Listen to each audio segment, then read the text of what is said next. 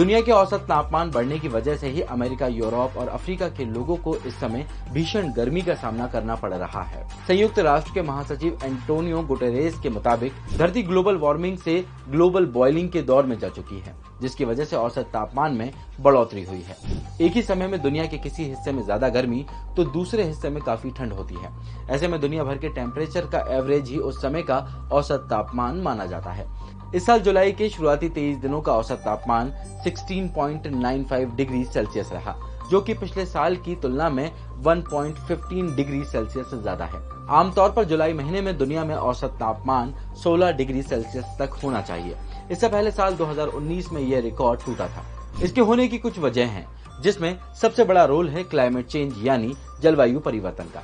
पिछले 150 सालों में धरती के तापमान में 1 डिग्री सेल्सियस का इजाफा हुआ है, लेकिन इस सदी के अंत तक ये 3 से 5 डिग्री सेल्सियस तक बढ़ सकता है।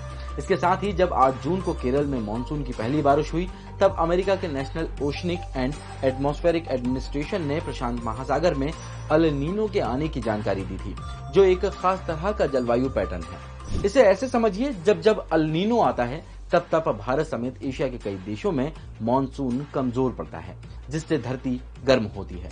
इसके साथ ही कोयले के इस्तेमाल, पेड़ों की कटाई, फसलों में ज्यादा फर्टिलाइजर यूज होना, पशुपालन और एसी के बढ़ते इस्तेमाल से वातावरण में carbon dioxide, methane, nitrous oxide जैसी ग्रीन हाउस गैसेस बढ़ गई हैं। जहाजों से निकलने वाली धूल और सल्फर की वजह से भी धरती का पानी गर्म हुआ है। धूल और जहाजों से ईंधन से निकलने वाली सल्फर से सूरज की किरणें रिफ्लेक्ट हो जाती हैं, जिससे धरती गर्म होती है। अमेरिका की रिसर्च का दावा है कि इस बार कमजोर हवा की वजह से सहारा रेगिस्तान से धूल न के बराबर आई। वहीं समुद्री जहाजों पर लगाए जाने वाली पाबंदियों की वजह से भी सल्फर कम हुई है, जिसके चलते समुद्र का पानी गर्म हो गया है। कई जगहों पर इसका असर भी देखने को मिला, जैसे आर्कटिक और अंटार्कटिका के इलाकों में लगातार बर्फ का पिघलना, जिसके चलते पिछले साल समुद्र का जलस्तर 0.27 सेंटीमीटर बढ़ गया। इसके साथ ही 2022 में लगातार छठी बार समुद्र सबसे ज्यादा गर्म हुआ था। वहीं पिछले 2 सालों में हैजा और येलो फीवर के मामलों में बढ़ोतरी देखी गई है। इसके साथ ही हीट वेव, साइक्लोन और बाढ़ जैसी घटनाएं भी ज्यादा देखने को मिल रही हैं। ये तो बस शुरुआत है।